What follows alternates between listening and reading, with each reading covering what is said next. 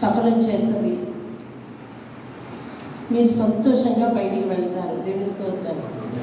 సమాధానం పొంది తోడుకొని పోబడతారు అని దేవుని వాక్యం సెలవించింది. అలాగే విశ్రాంతి దినాన్ని ఆయన నియమించిందంట. అది 2వ వచనం, నేను నియమించిన విశ్రాంతి దినమును అపవిత్రపరచకుండా దాన్ని అనుసరించుచు ఏ కీడు చేయకుండా తన చేతిని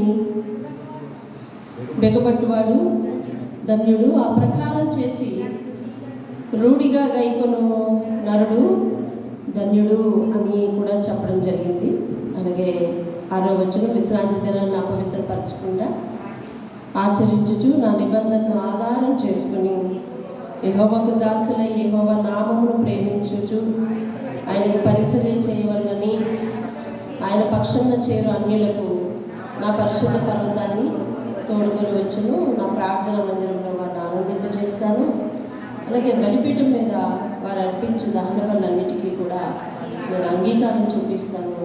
నా మందిరం సమస్త జనులకు ప్రార్థన మందిరం అనబడును అని చెప్పబడింది. దేవుని స్తోత్రం కలుగుగా. అట్లనే ఇందులో 3వ వచనంలో ఒక జనం గురించి దేవుడు తెలియజేశాడు. ఇందులో నిశ్చయముగా 2వ లైన్, నిశ్చయముగా యెహోవా తన జనుల్లో నుండి నన్ను వెలివేస్తాడని అనుకోవద్దు. షండు నేను ఎండిన చెట్టని అనుకోవద్దు. నేను నియమించిన విశ్రాంతి దినములను ఆచరించుచు నాకు ఇష్టమైన వాటిని కోరుకుంటూ నా నిబంధన ఆధారం చేసుకుంటున్న షండులను గూర్చి యెహోవా ఏం సెలవిస్తున్నాడంటే, నా ఇంటను నా ప్రాకారంలో ఒక భాగం వారికి ఇస్తాను. అలాగే కొడుకులు కూతుళ్ళు అని అనిపించుకున్నట్టు కండి శ్రేష్టమైన పేరు పెడతాను అని ఒక జనం గురించి దేవుడు అక్కడ రాశాడు. నిన్న కంగారులో వెళ్ళిపోయాను. వారెవరు అంటే మరి స్త్రీలు కానీ పురుషులు కానీ జనం ఉన్నారు చూసాం. వారి గురించి బైబిల్లో ఈ భాగంలో రాయబడింది. అట్టి వారు కూడా సృష్టికర్తను ఎరిగి దేవుని అంగీకరిస్తే కుమారులని పిలవలేను, కుమార్తెలను పిలవలేను, కానీ ఒక ప్రత్యేకమైన పేరు, శ్రేష్టమైన పేరు వల్ల నేను పెట్టి నా ప్రాకారంలో ఒక భాగం మీకు ఇస్తానంటున్నాను. దేవుని స్తోత్రం. హల్లెలూయా. నా ప్రాకారంలో ఒక భాగము నేను మీకు ఇస్తాను అని వారిని కూడా దేవుడు విడిచిపెట్టకుండా దేవుడు మంచి వాగ్దానం చేస్తున్నాడు. దేవుని స్తోత్రం కలుగుతున్నాడు. అందుకని నా ప్రార్థన మందిరం సమస్త జనులకు కూడా ప్రార్థన మందిరం అనబడుతుంది. దేవుని స్తోత్రం హల్లెలూయా.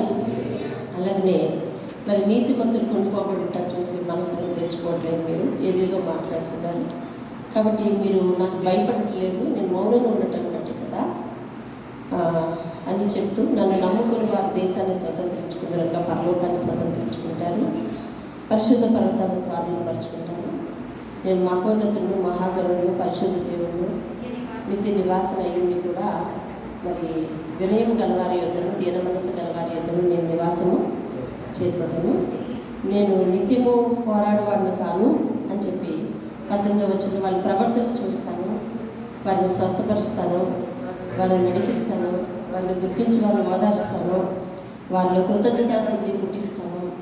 సమాధానం అని సమీపస్తులకు దూరస్తులకు కూడా మరి చెప్పి నేనే వారిని స్వస్థపరచదని దేవుడు సెలవిస్తాడు. దేవుని స్తోత్రం కలుగును గాక. హల్లెలూయా. అలాగనే ఈరోజు దేవుడు మాట్లాడుతున్న మాట ఒక ముఖ్యమైన అంశం. అది ఉపవాసం గురించి మాట్లాడుతున్నాడు. దేనికోసం? ఉపవాసం గురించి మాట్లాడుతున్నాడు. 58వ అధ్యాయము ఒక ప్రత్యేకంగా ఉపవాసం అనే అంశం గురించి మనకు చెప్పబోతుంది. 58:2 లైన్ నుంచి చదువుతున్నాను. వారు చేసిన తిరుగుబాటును నా జనులకు తెలియచేయు, యాకోబు ఇంటి వారి పాపములు తెలియచేయు. యాకోబు ఇంటి వారిని ఏమంటాడు దేవుడు? ఏమంటాడండి? ఇశ్రాయేలు జనం అంటాడు. ఏమంటాడండి? యాకోబు ఇంటి వారిని ఏమని పిలుస్తాడు? మరో పేరు పెట్టి. కానీ ఇక్కడ యాకోబు ఇంటి వారికి అంటాడు. యాకోబు ఇంటి వారికి అంటాడు. యాకోబు పేరు మారిపోయింది కదా, ఇశ్రాయేలు అనే పేరు మారిపోయింది కదా. మరి ఎందుకు ప్రతిసారి మరి ఈసారి దేవుడు యాకోబు పక్కన ఇశ్రాయేలు ఇంటి వారు అని ఎందుకు తెలియచేయలేదు అని చూద్దాం. వారికి వారి నా జనులకు అంటున్నాడు పైన. యాకోబు వంశస్థులను అనగా ఇశ్రాయేలు వంశస్థులను దేవుడు ఎవరి జనముగా పిలుస్తాడు? నా జనము అంటాడు. చెప్పండి, ఏమంటాడు? నా జనము అంటాడు. నా జనము, యాకోబు వంశస్థులు నా జనము అంటాడు. నా జనులకు వారు చేసిన పాపం తెలియచేయండి, తిరుగుబాటు తెలియచేయండి. అంటే నా ప్రజలు తిరుగుబాటు చేస్తున్నారు. యాకోబు కుటుంబం వారికి చెప్పండి, వారు చేస్తున్న పాపం ఏంటో వారికి తెలియచేయండి అన్నాడు. పైన నా జనమని సంబోధించాడు, కిందన యాకోబు ఇంటి వారు అంటాడు. ఇశ్రాయేలుని పిలవటం లేదు, మార్చిన పేరు పిలవట్లేదు. మార్చి ఎవరు పెట్టారు? పేరు పెట్టాడు, పెట్టిన పేరు పిలవట్లేదు. పైగా అంటున్నాడు వాళ్ళ తిరుగుబాటు ఏంటో వాళ్ళకి చెప్పండి, వాళ్ళ పాపం ఏంటో వాళ్ళకి చెప్పండి అంటున్నాడు. చూడండి, 2వ వచనం నుంచి వారి దోషం ఏంటో చెప్తాడు. తమ దేవుని న్యాయ విధిని విడువక నీతిని అనుసరించువారైనట్టు, అంటే నీతిని అనుసరించేవారు కారు, అంతే కదా. తమ దేవుని న్యాయ విధిని విడవకుండా నడుస్తున్నట్టున్నారు, కనిపిస్తున్నారు నడుస్తున్నట్టు, నీతిని అనుసరించేవారైనట్టుగా కనిపిస్తున్నారు. అనుదినము కూడా అంటే ప్రార్థన చేసేవారుగా కనిపిస్తున్నారు. వీళ్ళ లక్షణాలకు లోపం లేదు. చూసారా? నా మార్గములు తెలుసుకొనడానికి ఇష్టం కనపరుస్తున్నారు. తమకు న్యాయమైన తీర్పులు తీర్చవలెనని వారు అడుగుతున్నారు. మాకు న్యాయమైన తీర్చు అంటారు. దేవుడు తమకు ప్రత్యక్షం కావాలి, కనిపించవా అని అడుగుతున్నారు. మేము ఉపవాసం ఉండగా నువ్వు ఎందుకు చూడవు? మేము మా ప్రాణాలను ఆయాసపరుచుకుంటుంటే నువ్వు ఎందుకు లక్ష్యం పెట్టవు అని అంటున్నారు. మీ ఉపవాస దినమున మీరు మీ వ్యాపారం చేస్తూ, మీ పనివారి చేత కఠినమైన పని చేయిస్తూ, మీరు కలహపడుచు, వివాదం చేయుచు, అన్యాయముగా గుద్దులాడుచు ఉపవాసం ఉంటే మీ కంఠధ్వని పరమున వినబడినట్లుగా మీరు ఇప్పుడు ఉపవాసం ఉండకుండా, అంటే ఎలుగెత్తి ప్రార్థన చేయకుండా మీరు ఉంటా ఉంటే మీ గొంతు ఎక్కడ వినబడుతుందంట? కలహాల్లో వినబడుతుంది, వివాదాల్లో వినబడుతుంది, అన్యాయంగా గుద్దులాడుకోవడంలో వినబడుతుంది తప్ప పరమునకు కంఠస్వరము వినబడకుండా ఉపవాసం ఉంటే అట్టి ఉపవాసం నాకు అనుకూలమా? ఎక్కడున్నావు నువ్వు? నేనేమో ముద్దుగా పేరు మార్చాను, పేరు మార్చిన లక్షణాలు నీలో కనిపించడం లేదు. నీ ప్రవర్తన ద్వారా నా మీద తిరుగుబాటు చేస్తున్నావు అన్నట్టే కనిపిస్తున్నావు, ఉన్నట్టే ఉంటున్నావు. అన్ని విషయాలలో దేవుని బిడ్డగానే ఉంటా ఉన్నావు. కానీ ఉపవాసం ఉన్న రోజు మాత్రం నీ లక్షణాలు నాకు నచ్చలేదు. ఆ రోజే కోపోద్రేకులమై ఉంటాము. ఏది ఉపవాసం రోజే, ఆ రోజే ఆవేశం వచ్చేస్తుంది, ఆ రోజే ఎక్కడెక్కడ లేని పనులు గుర్తొచ్చేస్తాయి. ఏమండి? ఉపవాసం అనేది ఆచారంగా చేసేవాళ్ళు కూడా ఉంటారు. ఉపవాసం నాడు ఏం చేయాలంటే ఇల్లంతా దులుపుకొని శుభ్రం చేసుకోవాలి, తలస్నానం చేయాలి, ఏమండి అన్నీ శుభ్రంగా ఉంచుకోవాలి. ఇవన్నీ చేసేటప్పుడు సత్వం అయిపోద్ది. ఇంకా అక్కడి నుంచి బీపీ రేజ్ అవుతుంది, అంతే. అక్కడితో ఉపవాసం అయిపోయింది. ఉపవాసం అనగా ఏంటి? దేవుని దగ్గర కూర్చోవాలి, దేవునితో గడపాలి, దేవునితో నివాసం చేయాలి, దేవుని వాక్యాన్ని ధ్యానించాలి, దేవునికి ప్రార్థన చేయాలి. ఆ రోజు వీలైతే ఎవరి చేత పని చేయించుకోకూడదు, ఎవరికి పని చెప్పకూడదు. మరి నువ్వు చేయలేని పని అయితే తప్పదు, కానీ పనివారు ఎవరైనా ఉంటే కనుక వారి మీద కఠినంగా మాట్లాడకూడదు. ఎవరైనా బాధల్లో వస్తే ఇవాళ కాదు, ఇవాళ నేను ఉపవాసం అనకూడదు అండి, అనకూడదు. ఇట్లాంటివి ఎన్నో రూల్స్ కింద చెప్తాడు. ఇంకా మనం చదువుతాం. సాధారణంగా ఉపవాసం రోజు కనిపించేది ఏంటంటే ఉదయాన్నే టీ పడదేమో, ఉదయాన్నే కొంతమంది టీ తాగుతారు, కొంతమంది అట్లా చేస్తారు ఉపవాసం. కొంతమంది ఉపవాసం ఉన్నామని పేరు చెప్పి 5 నిమిషాల కోసం టీఏ తాగేస్తుంటారు ఏమండి. దాంతోనూ వికారం ఎక్కువైపోతుంది, తాగిన వాళ్ళకి వికారం ఎక్కువైపోతుంది. అర్థమవుతుందా? ఇంతకీ ఏం చేయాలి అసలు? ఆ రోజు ఏ పని పెట్టుకోకుండా ముందు రోజు పూర్తి చేసుకోవాలి. నిజానికి మన ఆదివారం ఎందుకు లేట్ అవుతుందో తెలుసా? ఆ రోజు చాలా పనులు ఉంటాయి. ముందు రోజు సిద్ధపడమంటున్నాడు దేవుడు. విశ్రాంతి దినాన్ని పవిత్రంగా ఆచరించడానికి మిమ్మల్ని మీరు సిద్ధపరచుకున్నట్టు. సిద్ధపరచుకోవడం ఎప్పుడు సిద్ధపరచుకుంటాము? 8:30కి నేను ట్రైన్కి వెళ్ళాలంటే, 9 గంటలకు ట్రైన్కి వెళ్ళాలంటే నేను 7:30కి 6:30కి బ్యాగ్ సర్దితే సరిపోద్దా? ఎప్పుడు సర్దుకోవాలి? ముందు రోజు సర్దుకోవాలి. ముందు రోజే కాదు, వారం రోజుల నుంచి ఒక ప్లాన్ ఉండాలి. నేను ఏమేమి పట్టుకెళ్ళాలి, ఎన్ని రోజులు ఉండాలి, ఎన్ని జతలు ఉండాలి అన్నీ ఒక దగ్గర పెంచుకోవాలి.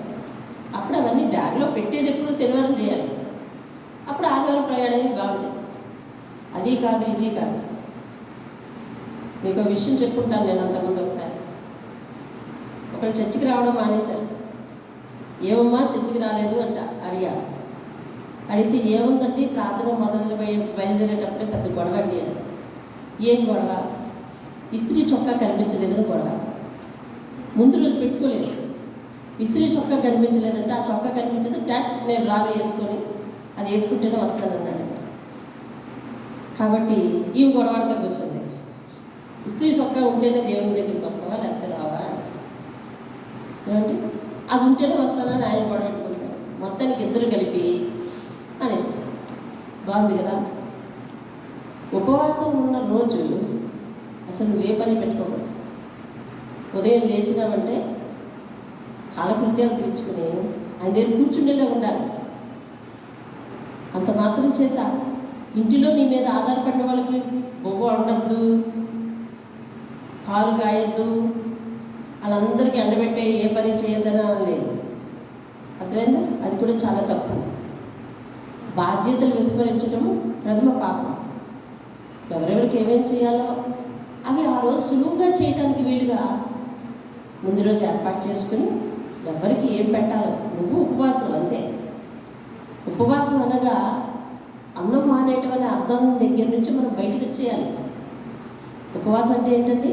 అన్నం మానేయటమా? దేవుడు అన్నం మానేమని నీ బియ్యానికి అయ్యే ఖర్చు, నీ కూరకి అయ్యే ఖర్చు నాకు ఇవ్వమని అన్నాడా? కాదు, నీ సమయాన్ని ఇవ్వమంటున్నాడు, హృదయాన్ని ఇవ్వమంటున్నాడు దేవుడు.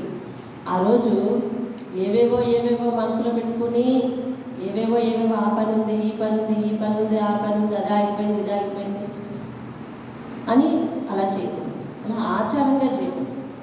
శుక్రవారం రేపు ఉపవాసం నేను నోటితో సిద్ధపడమే తప్ప శారీరకంగా మానసికంగా సిద్ధపడేది తక్కువ. అదేంటంటే అదే మరుసటి రోజు ఏమవుతుందంటే బీపీ రేజ్ అయిపోతుంది అందరికీ. అదే రోజు గొడవలు ఇంట్లోనైనా, అదే రోజు అన్ని పరిస్థితులు కూడా, అదే రోజు అన్నీ మొండికెత్తుతాయి. ఇదిగో ఈవేళ నేను ఉపవాసం ఉంటానంటే సాతాను చూసే ఎట్లా అడ్డొచ్చేస్తుందో అంటే ఆడు ఎక్కడో తిరుగుతున్నాడు మధ్య తీసుకొచ్చుకొని మనమే పెంచుకుంటాం. అర్థమవుతుందా? ఆ రోజు అది ప్రమేయం లేదు.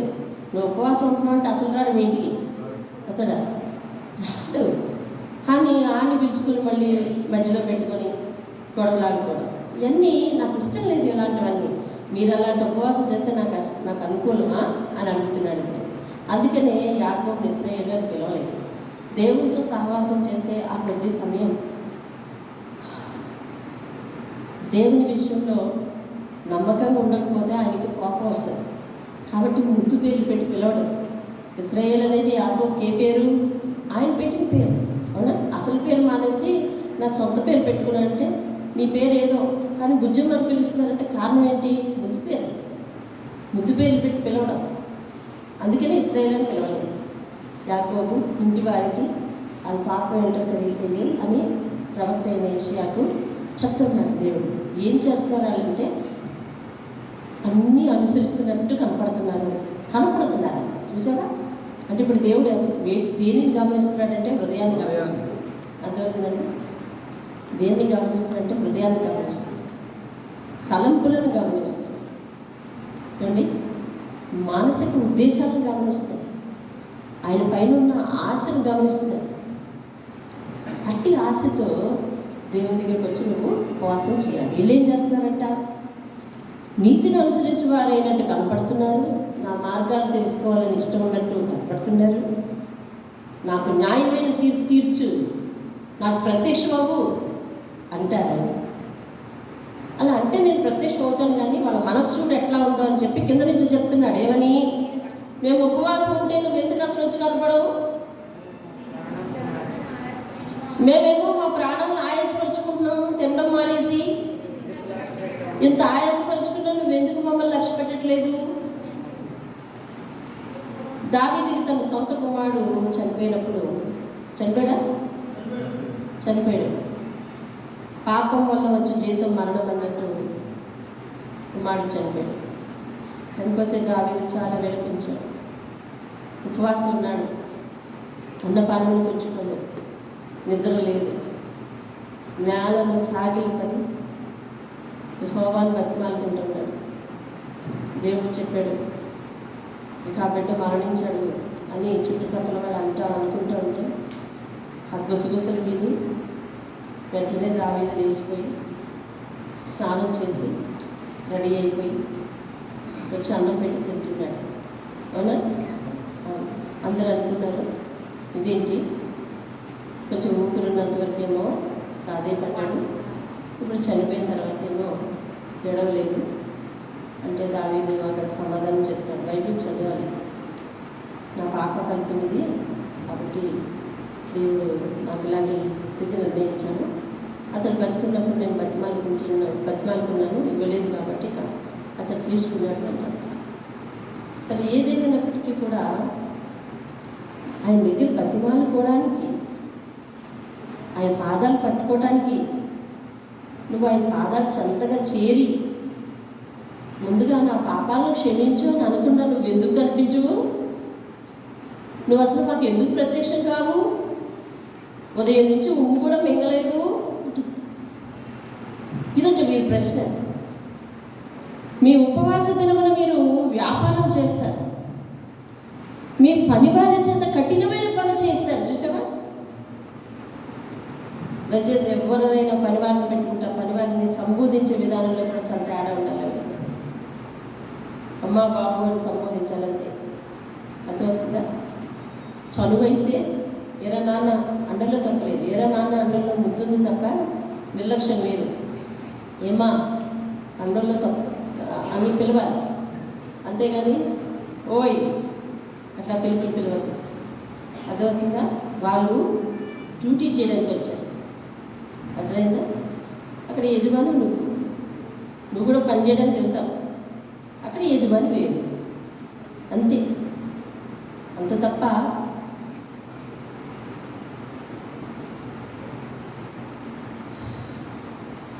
నిర్లక్ష్యమైన పిలుపులతో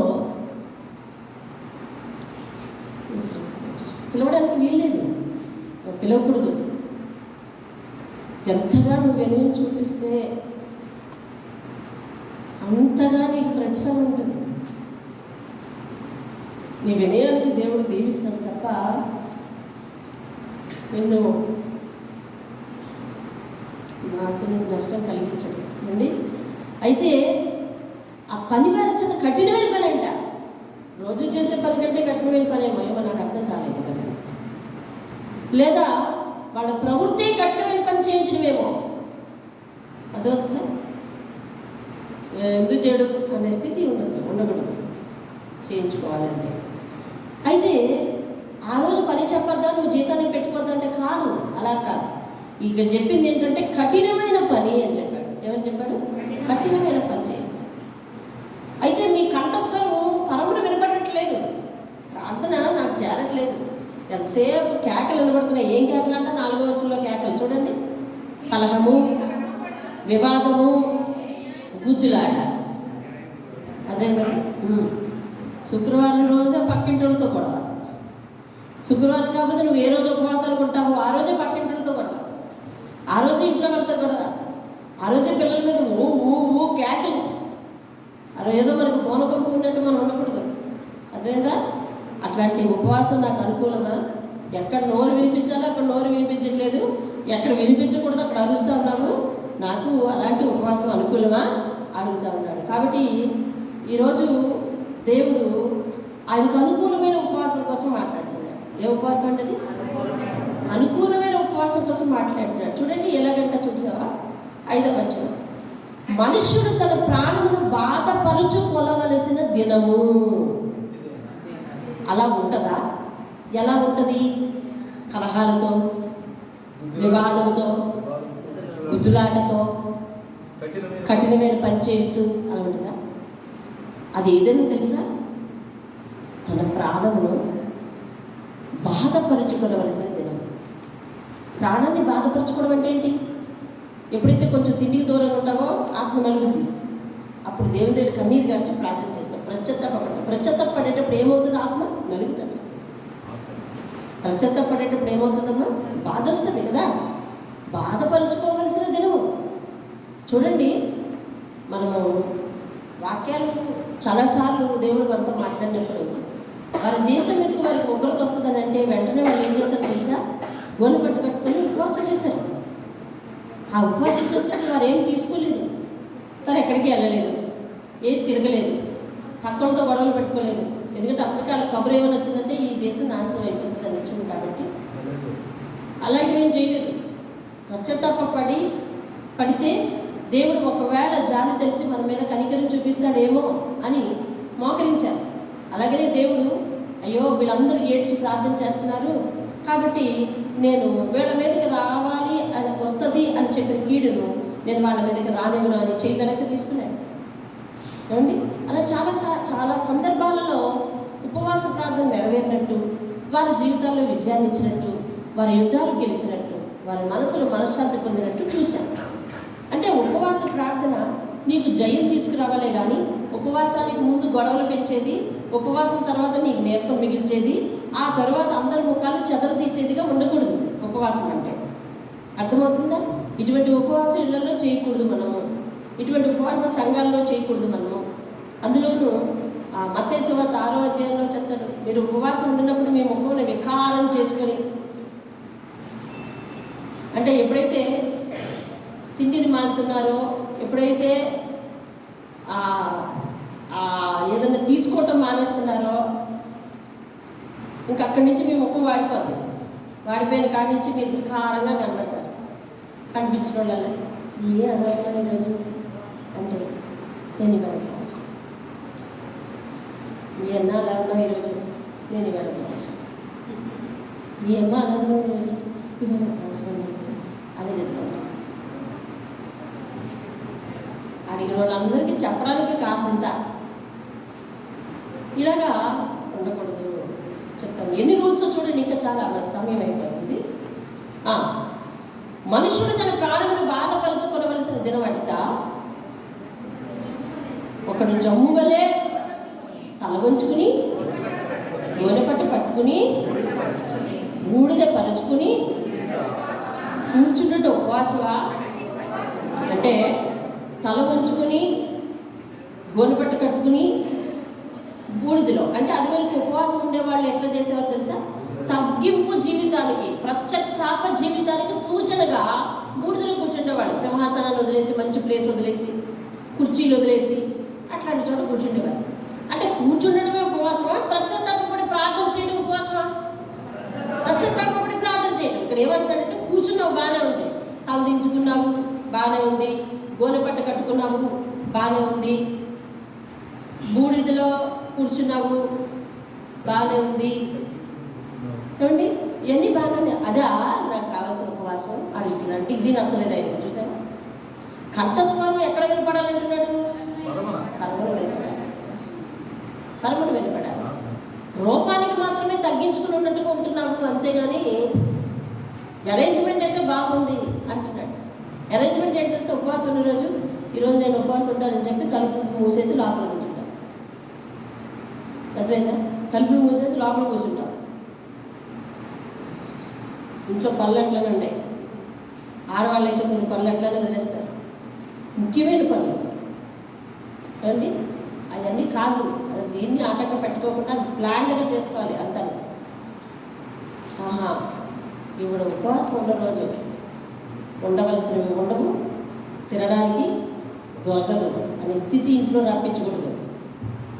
అదైతే నీ ఉపవాసం వేరొకరికి ఆటంకం కాకూడదు, బాధ కాకూడదు. అలాగే మగవాళ్ళు కూడా అలా ఉండాలి. మా బాబాయ్ ఈరోజు ఉపవాసం ఉండు, బాబాయ్ కోపం మార్చేస్తాడు బాబు అనుకోడు. అర్థమైందా? అలా ఉండాలి. జమ్ము వల్లే తల ఉంచుకుంటున్నావు, గోనెపట్టు కట్టుకుంటున్నావు, బూడిద పరుచుకొని కూర్చుంటున్నావు. ఏంటి అదా ఉపవాసం అంటే? అలా కూర్చునిపోతే సరిపోద్దా? గెటప్ మారిస్తే సరిపోద్దా? తలస్నానం చేస్తే సరిపోద్దా అంటాడు. చూడండి, అట్టి ఉపవాసం యెహోవాకు ప్రీతికరమని మీరు అనుకుంటారా? దుర్మార్గులు కట్టిన కట్లను విప్పుటయు, అది ఆయనకి నచ్చిన ఉపవాసం గురించి ఇప్పుడు చెప్తున్నాడు ఆయన. దుర్మార్గులు కట్టిన కట్లను విప్పుటయు, కాడి మానవు మోకలు తీయుటయు, బాధింపబడిన వారిని విడిపించుటయు, ప్రతి కాడిని అంటే ప్రతి ఒక్కరి కష్టాన్ని అని అర్థం, విరగగొట్టుటయు నేను ఏర్పరచుకునే ఉపవాసం కదా అంటున్నాడు. అర్థమైందండి? ఆ రోజు వీలైతే ఎవరైనా మార్చచ్చు, అటువంటి వారు ఎదురైతే మార్చచ్చు. నీతో రేపు మాట్లాడతాను, ఈరోజు నేను ఉపవాసం అనేది. ఏమన్నా బాధతో నీకు ఏదైనా చెప్పడానికి వచ్చాను, నీతో రేపు మాట్లాడతాను, ఈరోజు నేను ఉపవాసం 4 గంటల వరకు ఏం తిన్నాను అప్పుడు రా అనద్దు. సో ముందు ఆ బాధ ఏంటి? కాడి వారి మేకులు తీటి, బాధింపబడిన వారిని విడిపించుటయు, ప్రతి కాడిని వెలుగుబట్టి నేను ఏర్పరచుకున్న ఉపవాసం కదా. నీ ఆహారము ఆకలి కొనిన వారికి పెట్టుటయు, నీ రక్త సంబంధికి ముఖము తప్పింపకుండుటయు. అది ఇందాక 4వ వచనంలో మనం ఏం చేసాము? గొడవలు, వివాదాలు, గుద్దులాటలు. మరి ఈ వచనం ఎట్లా నెరవేరుతుంది అక్కడ? రక్త సంబంధికి ముఖం తప్పించుకొని తిరగాల్సిందే కదా. ఇందాక గొడవ వచ్చేసింది, ఈవేళ ముఖం చూపించగలవా? అవదు. చూసారా? మన ఆహారం ఏం చేయాలంటండి? ఆకలి కొన్న వారికి, అమ్మా మీరందరూ తినేస్తున్నారేమో, నా వంతు హాట్ బాక్స్లో తీసేది లేదు, 3 గంటలు తింటాను నేను అనుకుంటూ. అర్థమైందా? నేను 3 గంటలు తింటాను, హాట్ బాక్స్లో తీసేది లేదు, మళ్ళీ మర్చిపోతారేమోనని. అర్థమైందండి? అమ్మా నాకు ఇప్పుడే వండేస్తున్నావా, సాయంత్రం ఏరే కొడతావా? కాలేజ్ ఏం చేస్తా చెప్పు, నేను ఉపవాసం ఉన్నాను, అందరితో కలిపి నాకు వండేస్తావా? వేరేగా 4 గంటలు వండుతావా అంటే 4 గంటలు వండుతానమ్మా, వేడివేడి తిండి. రైట్, అలా చెయ్యి, 4:15 కల్లా రెడీ చెయ్యి. ఈ ఏర్పాట్లండి నవ్వుకోవడానికి కాదు, నిజం ఇది, వాస్తవాలు ఇవి, అంతే వాస్తవాలు. అర్థమైందా? ఒక పూటే తింటాం కాబట్టి కొంచెం మంచి కూర ఉండమ్మా, ఒక పూటే ఏమిటి? సరే, రాత్రికి ఏం తింటాం? ఇవాళ ఉపవాసం కదా, మళ్ళీ 2వ పూట అన్నం తినకూడదు. ఏదైనా గోధుమ ఉప్మా అయితే కూడా 2వ పూట అన్నం తినకూడదంట. 2వ పూట అన్నం తినకూడదనే లెక్క ఎవ్వరు పెట్టుకోవద్దు అసలు. నువ్వు ఉన్నంత వరకు ఉన్నావు అంతే, దట్స్ ఇట్, అక్కడితో అయిపోయింది అంతే. 2వ పూట ఇలా చేయాలి, అలా చేయాలి, ఏమండి? అలా చేయకూడదు. 4 గంటల వరకు ఉపవాసం ఉండాలి అని అన్నట్టు 4 గంటల వరకు దేవుని సన్నిధిలో, మరి ఇప్పుడు ప్రస్తుతం ఉన్న రోగాలను బట్టి ఓ టీయో లేకపోతే మంచినీళ్ళో దగ్గర పెట్టుకొని ఆరారుగా నోరు తడుపుకుంటూ ప్రార్థన చేయి, వాక్యం చదువు, ఆయన దగ్గర ప్రశ్నపడు, అయ్యా నన్ను శుద్ధి చేయి, నా పాపంను క్షమించు, నా బ్రతుకు మార్చు, నా ఇల్లు చెక్కు చెదరకుండా కాపాడు, ఈ సజీవ హస్తాల మధ్య మా కుటుంబాన్ని అంతటి ఉంచు, రాధేయపడు అంతే. 4 గంటల లోపల మరి నేను అన్నం తీసుకోవట్లేదు కాబట్టి, టిఫిన్ తీసుకోవట్లేదు కాబట్టి, మరి అది కలిపి ఇది కలిపి అది ఉంచు ఇది ఉంచు ఇది చదువు అన్నం తప్ప ఏవైనా తినొచ్చు అనే రూల్ పెట్టుకోకూడదు. అది కాదు మంచిది, ఉపవాసం కాదది. నీ ఓపిక ఎంతవరకు 4 గంటల వరకు ఉపవాసం చేయమని ఎక్కడ ఉంది ఇందులో? 6 గంటల వరకు ఉపవాసం చేయమని ఎక్కడ ఉంది ఇందులో? ఏమండి, ఎక్కడ ఉందా? లేదు. ఉపవాసం అంటే దేవునితో సహవాసం చేయడం, ఆ దేవునితో సహవాసం చేయడం ఇక దేని మీద మనసు పెట్టుకోకుండా పశ్చాత్తాపడి ప్రార్థన చేయటం వీలుగా, మన ఆత్మను నలగొట్టుకోవడానికి వీలుగా ఆయన సన్నిధిలో ఓపిక ఉన్నంత వరకు ఉండదు అంతే. ఆ రోజు నువ్వు ఎలా ఉండాలి అని అంటే ఇంతేగాక, అంటే ఆహార విషయంలో ఇటువంటి నియమాలు పాటించడమే కాక మరి ఇంకోటి ఏం చేయాలి అంటే నీ ఆహారం ఎవరికైనా ఉంటే దయదలిచి పెట్టు. అర్థమవుతుందండి? ఏమంటే ఎంగిలి చేతితోటి మరి కాకిని కొట్టిన వాళ్ళందరూ కూడా ఉపవాసం ఉండి ప్రభువా ప్రభువా ప్రభువా నా అన్నం నీకు ఇచ్చేసాను, నా కూర నీకు ఇచ్చేసానంటే దేవుడు తీసుకునే స్థితిలో ఆయన లేడు. ఆయనకి ఏమీ లేనట్టుండి కాదు. సమస్త కొండల మీద జంతువులన్నీ కూడా నావే, నేను ఏమన్నా నిన్ను బలిమ్మని అడిగానా అని అంటాడు. దేవుని స్తోత్రం కలుగుతుంది. కాబట్టి చాలా విషయాలు చాలా జాగ్రత్తగా లోకానుసారంగా చేయకూడదండి. అర్థమవుతుందా? శుక్రవారం వచ్చిందంటే నీకు ఉపవాస దినం అయి ఉండకూడదు, అలాగే మంగళవారం వచ్చిందంటే ఉపవాస దినం అయి ఉండకూడదు. నీకెప్పుడు దేవుడు వీలు చేస్తే, అది సంఘం నిర్ణయించింది. శుక్రవారం ఉపవాస దినం, ఉపవాసంలో ఎవరైనా ఆరాధనలు వచ్చి పాల్గొండి, లేకపోతే శుక్రవారం ప్రార్థనలు వచ్చి పాల్గొండి, సంఘం నిర్ణయించింది. అంతేగాని నీ నిర్ణయం శుక్రవారం వస్తేనే ఉపవాసం, శుక్రవారం వస్తేనే ఉపవాసం అనకం. అర్థమవుతుందండి? నీకు ఎప్పుడు వీలైతే అప్పుడు ఉపవాసం చేయొచ్చు. దేవుని స్తోత్రం. హల్లెలూయా. రైట్. ఇంకా చూడండి బిడ్డ, దిక్కుమాలిన భేదలను అంటే వాళ్ళు కనిపిస్తేనండి, కనిపిస్తే వాళ్ళకి ముఖం తిప్పద్దు. వస్త్రహీనుడు కనపడితే వస్త్రం ఇవ్వు. అడుక్కున్న వాళ్ళు ఎవరైనా వస్తే వాళ్ళకి భోజనం పెట్టు. నీ ఆహారం ఆకలి కొన్ని వారికి ఇమ్మన్నాడంటే అర్థం ఏంటి? అది ప్రత్యేకించి వాళ్ళు వెతుక్కుంటూ వెళ్ళక్కర్లేదు. కానీ ఎవరికైనా పెట్టడానికి ఇష్టపడు, ఇవ్వడానికి ఇష్టపడు. ఆ రోజు ఇదే కదా నాకు ఇష్టమైన ఉపవాసం. దేవుని స్తోత్రం. ఇదే కదా నాకు ఇష్టమైన ఉపవాసం. నాకు ఇష్టమైన ఉపవాసం కనికరంతో కూడిన ఉపవాసం, తగ్గింపుతో కూడిన ఉపవాసం, జాలి హృదయంతో ఉండవలసిన ఉపవాసం, పశ్చాత్తాపంతో ఉండవలసిన ఉపవాసం, పాపములు ఒప్పుకోలు చేసి విడిచిపెట్టవలసిన ఉపవాసం అది. అంతేగాని నువ్వేదో కలహాలాడుతూ అది చేస్తూ ఇది చేస్తూ అది అలా చెప్తూ ఇలా ఆర్డర్లు వేస్తూ అలా చేస్తూ నువ్వు చేస్తాను, పెత్తనం చలాయిస్తాను అందరి మీద అంటే అది నాకు ఇష్టమైన ఉపవాసం కాదే అంటున్నాడు దేవుడు. తెలుస్తుంది. రైట్. చూడండి, ఇకను అలాగున నీవు చేసిన ఎడల, ఎలా చేసిన ఎడల ఆయన చెప్పాడు కదా 8వ వచనం నుంచి 7వ వచనం నుంచి. ఎవరైనా ఆకలితో ఉండడానికి వస్త్రహీనులు ఉంటే వాళ్ళు కనిపిస్తారు. ఎవరైనా ఉంటే అండి ఏదైనా చేసి ఏంటి ఏదైనా సహాయం చేసి పంపించు. ఇది కదా నాకు ఇష్టమైన కోసం. అలా చేస్తే నీ వెలుగు వేకు చుక్క వలె ఉదయిస్తుంది. దేవుని స్తోత్రం. స్వస్థత నీకు శీఘ్రముగా లభించును. దేవుని స్తోత్రం. నీ నీతి నీ ముందర నడుచును. హల్లెలూయా. ఇలాంటి మనసు కలిగి నువ్వు చేస్తేనంట, ఆ ప్రార్థన నుంచి నువ్వు లేచిన తర్వాత నీ ముందర నువ్వు ప్రార్థించిన అన్ని కార్యాలకు ప్రతిఫలం నీతి అయి నడుస్తున్నట్టు దేవుని స్తోత్రం. హల్లెలూయా. నీతి నీ ముందర నడుచును. యెహోవా మహిమ నీ సైన్యపు వెనకటి భాగంలో కావలి గాయను. దేవుని స్తోత్రం కలుగును. హల్లెలూయా. అసలు సైన్యం దేనికి? మనకు కాపలా కాయడం. ఇప్పుడు యెహోవా ఎక్కడ కాపలా కాస్తుందా? వారికి కూడా ఏం జరగకుండా కాపలా కాస్తారు. దేవుని స్తోత్రం. హల్లెలూయా. అర్థమైందండి? వారికి కూడా ఏం కాకుండా కాపలా కాస్తుందంటే దేవుని స్తోత్రం కలుగును. అప్పుడు నువ్వు పిల్లలిస్తే యెహోవా ఉత్తరమిస్తాడు. హల్లెలూయా. అప్పుడండి మన ప్రార్థనకు జవాబు వచ్చేది. అర్థమైందండి? లేకపోతే జవాబు రాదు. దేవుడు నా జీవితంలో చాలా చాలా సాక్ష్యాలు ఆయన సేవ కొరకే ఉంచాడని నేను ఇప్పుడు అనుకుంటాను. దేవుని స్తోత్రం కలుగుతుంది. నా జీవితంలో మా కుటుంబంలో ఒకనొక సమస్య వస్తే, ఆ సమస్య మా జీవితాల మీద, మా గుండెల మీద గుదిబండై ఉన్నప్పుడు నేను చాలా మొక్కుకున్నాను. ఏమని? నా పాత బైబిల్లో వెనకథలు కూడా రాసుకున్నాను. మీకు గతంలో ఒకసారి చెప్పే ఉంటాను, పాత వాళ్ళకి గుర్తుంటుంది. లేదు మీ మైండ్లో డిలీట్ అయిపోతుంది ఏమో తెలీదు, వినండి. అంటే ఆ బాధ, ఫలానా బాధ వస్తుంది అని కబురు తెలిసింది ఎప్పుడంటే పాయకులపేటలో ఒక చర్చిలో వెళ్ళి అలా కూర్చున్నాం అనమాట. ఆయన నేను అక్కడ తెలిసింది.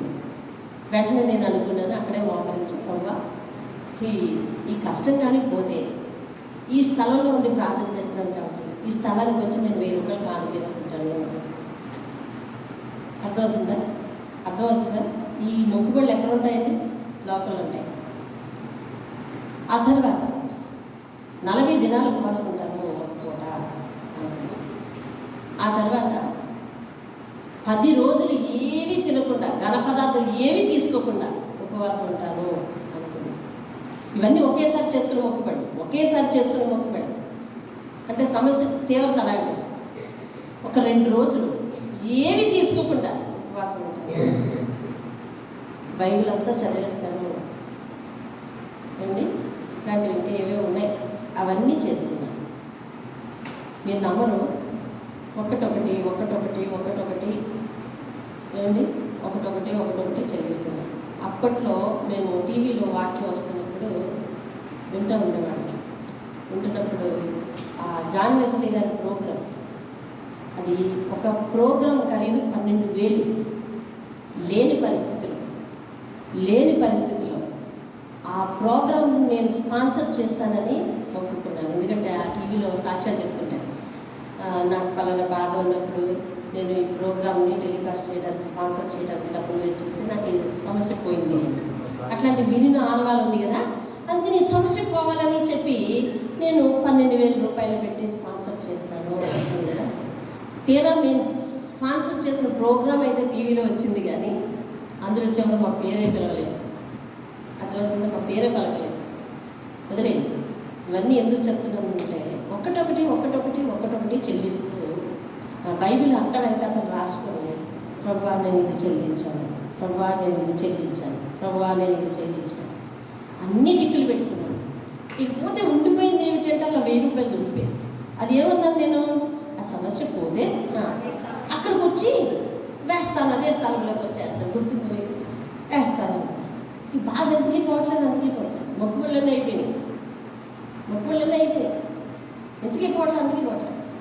కాబట్టి అనుకున్నా, అలా కాదు, చేస్తే చేస్తాను అనేది తప్పు, కాబట్టి చేసేస్తే దేవుడు తీరుస్తాడేమో అని చెప్పి అక్కడికి పోయి నన్ను బలవంతంగా ఆయనకి పనిలే కాళ్ళు లేకపోతే తీసుకెళ్ళి అని చెప్పి అక్కడ ప్రార్థన చేసి ఏడ్చి ఆ 100 రూపాయలు, ఆ 1000 రూపాయలు వేసేసి వచ్చేస్తే దేవుడు అప్పుడు నాతో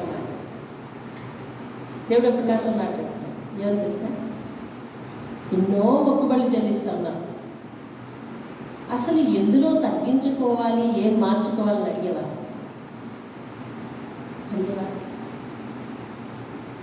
అడగలేదు. అప్పుడు లేచి మేమిద్దరం ప్రార్థన చేయడం మొదలెట్టాను. అయ్యా ఏం చేయాలి, ఎలా మార్చుకోవాలి, ఏ రీతిలో ఏ విషయంలో లొంగిపోవాలి నేను అన్నీ చూపిస్తాను. అదే సందర్భంలో టీవీలో సినిమా హాల్లో సినిమా ఎప్పుడో మేము త్యాగం చేశాం. టీవీలో సినిమా ఉండిపోయింది. టీవీలో సినిమాను సమర్పించిపోయింది అండి. ఇంకా ప్రార్థన సమయాన్ని ఎక్కువ సమయం చేయటం ఏమండి, ప్రతి దినము బైబిల్ చదివేలా చేయటం ఏమంటే, ప్రతి పూట కూడా బైబిల్ చదవటం చేయటం ఏమండి. ఖాళీ దొరికితే సెలవు దినం అయితే అందులో సగం దినం ఉపవాస దినంగా ప్రకటించుకోవటం, ఇట్లాంటివన్నీ ఎప్పుడైతే రెమెడియల్లన్నీ చేసుకున్నామో, సరిదిద్దుకున్నామో, కొద్ది రోజుల్లో పోయిన వాటి బాగా తెలుస్తుంది. అంటే ఇప్పుడు దేవునికి కావాల్సినవి ఏంటి చెప్పండి? దేవునికి కావాల్సింది ఏంటి? హృదయ మార్పు, తెలుస్తుంది, పశ్చాత్తాపం, పరివర్తన, మారు మనస్సు, హృదయ శుద్ధి, ఇవి కావాలి. ఉపవాసం వలన నీ బ్రతుకు మారాలి. ఉపవాసం వలన దేవునికి నీకు దూరం తగ్గాలి. ఉపవాసం వలన ఆయన నీకు మంచి స్నేహితులు కావాలి. హల్లెలూయా. నేను చెల్లించాను, నీ ఖాతాలో తీసుకో అంటే ఆయన రాసుకో ఇది నా స్వార్థం, అది సొంతంగా కాబట్టి ఆ పరిస్థితులన్నీ చూడండి. ఇంకేం మాట్లాడుతున్నాడో, ఇదే కదా నాకు ఇష్టమైన ఉపవాసం, అలాగనే నీవు చేసిన నీ వెలుగు వేగుచొక్క వలె ఉదయించి స్వస్థత నీకు శీఘ్రంగా లభించి నీ నీతిని నీ ముందర నడిచి యెహోవా మహిమ నీ సైన్యపు వెనకటి భాగంలో కావలి కాసి అప్పుడు నీవు పిలవగా యెహోవా ఉత్తరమిచ్చి నీవు మొరపెట్టగా ఆయన నేనున్నాను అంటాడు. దేవుని స్తోత్రం. హల్లెలూయా. అప్పుడు పోగొట్టుకున్న మా ఆత్మీయ జీవితాన్ని అంతటినీ కూడా రిపేర్ చేసి సరి చేసుకున్నాం. పోగొట్టుకున్న మా ఆత్మీయ జీవితాన్ని అంతా కూడా రిపేర్ చేసి సరి చేసుకున్నాం. తీసిపెట్టి జల్ల కొట్టాడంటానే అలా కుట్టిన తర్వాత అది ఆత్మీయ జీవితాన్ని సరి చేసుకున్నాం. సరి చేసుకున్న తర్వాత దేవుడు సరి చేసుకున్న అనుసరణలో పెట్టేసరికి దేవుడు కష్టాన్ని తీసుకొచ్చింది. దేవుడు హల్లెలూయా, హల్లెలూయా. కాబట్టి ఆయన చెప్పింది ఏంటంటే, ఇతరులను బాధించుట, వేలు పెట్టి చూపి తిరస్కరించుట. చూసావా ఎలా తిరస్కరిస్తామటండి ఉపవాసం ఉన్న రోజు? ఎలాగా?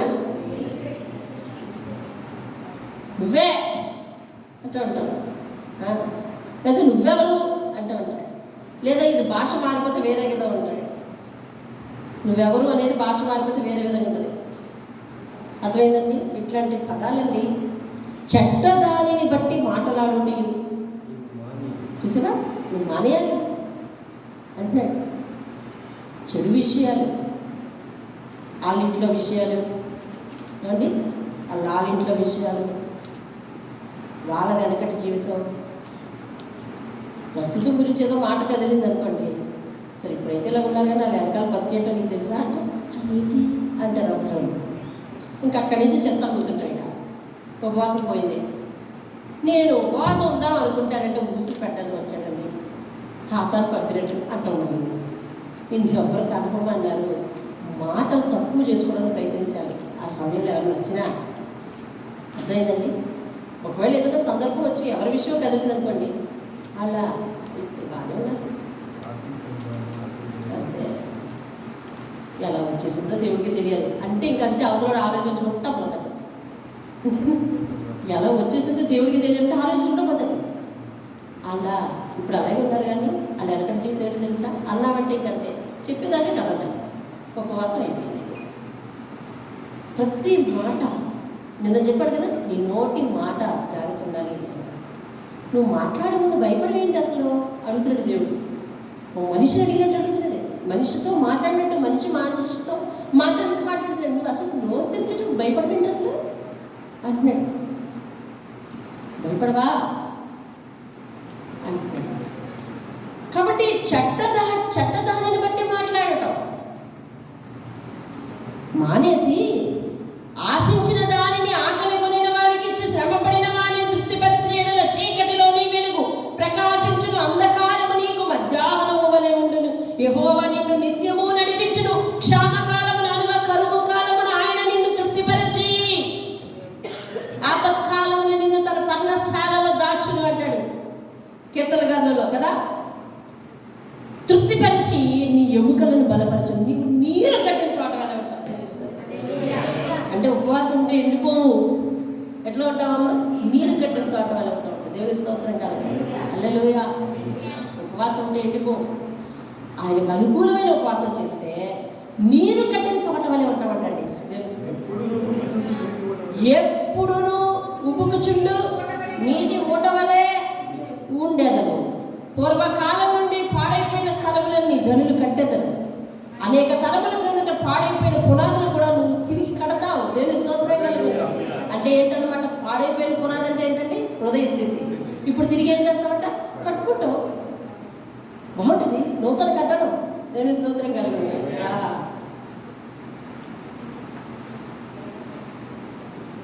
మన పాత పాకిళ్ళు పడిపోయింది, తీసేసాం. ఇప్పుడు కొత్త బిల్డింగ్ కట్టాం. చూడవచ్చుకుంది కదండి.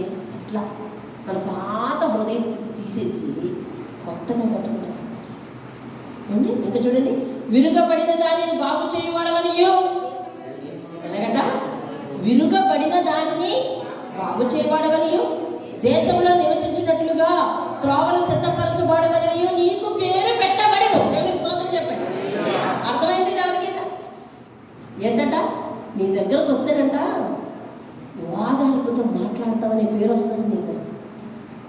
విరుగబడిన దాని అంటే ఎవరన్నా హృదయం పగిలి వచ్చారనుకోండి, నువ్వు బాధపడతావు, నువ్వు బాధపడుతూ అని ఆయన అద్భుత కార్యాలు కొన్ని వాదార్పుగా వివరించాలనుకోండి.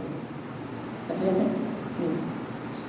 అదే సమయంలో నీ దేవుడి కష్టం వివరించుకోండి. ఎవరైనా చెప్పండి, నీకంటే నేను మూల కష్టాలు పడ్డాను, ఎలా అయితే చచ్చిపోతావే అలా అనుకోండి. అది కాదు ఓదార్చడం.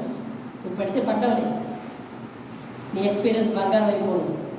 ఎలాగ ఓదార్చాలంటే నీ కష్టంలో దేవుడు తిరిగి ఇప్పుడు నేను ఉపవాసంలో కూర్చుంటాను, నీ గురించి నేను ప్రార్థన చేస్తాను, బాధపడ దేవుడు కార్యం చేస్తాను, నమ్మకం వచ్చు నా మీద, దేవుని మీద నమ్మకం వచ్చు, దేవుడు మాట్లాడు, దేవుడు కార్యం చేస్తాడు అని చెప్తే వాళ్ళ జీవితంలో కార్యం జరుగుతుందట. నీతి నీ ముందు నడుస్తుందట. అంధకారం మధ్యాహ్నం వల్ల ఉండదట. నీ వెలుగు వేపుచ్చుకోవాలో ఉంటుందట. ఇలాంటి త్రోవల్లో నువ్వు నడుస్తుంటే అతడి జీవితం కూడా కట్టబడితే అతడు వచ్చేయమంటాడు తెలుసా, విరిగిన నా హృదయాన్ని కట్టేవయ్యా అంటాడు. విరిగిన నా హృదయాన్ని కట్టేవయ్యా అంటాడు. నీకు పేరు పెట్టబడును. దేవుని స్తోత్రం కలుగును గాక. హల్లెలూయా. నా విశ్రాంతి దినమున వ్యాపారం చేయకుండా నాకు ప్రతిష్ఠితమైన దినమని నీవు ఊరుకుండిన ఎడల, విశ్రాంతి దినము మనోహరమైనదనియు యెహోవాకు ప్రతిష్ఠిత దినమనియు ఘనమైనదనియు అనుకుని దానిని ఘనముగా ఆచరించిన ఎడల, నీకు ఇష్టమైన పనులు చేయకయు వ్యాపారం చేయకయు లోక వార్తలు చెప్పుకొనకయు ఉండిన ఎడల నీవు యెహోవా యందు ఆనందించెదవు. దేశం యొక్క ఉన్నత స్థలముల మీద నేను నిన్ను ఎక్కిస్తాను. నీ తండ్రి అయిన యాకోబు స్వాస్థ్యమును నీ అనుభవములో ఉంచెదను. యెహోవా సెలవిచ్చిన వాక్కు ఇదే. దేవుని స్తోత్రం. ఎక్కడైనా ఏమైనా తరిగిపోద్ది అంటున్నాడండి? ఆదివారం మానేసి దేవుని సన్నిధిలో కూర్చుంటే ఎక్కడైనా ఏమైనా తరిగిపోద్ది అంటున్నాడా? ఎక్కడైనా ఏమైనా తరిగిపోద్ది అంటున్నాడా? లేదు. ఇది నాకు అనుకూలమైన ఉపవాసం అంటాడు. ఏమండి? మత్తయి సువార్త 13:15 చూడండి. మత్తయి సువార్త 13:15.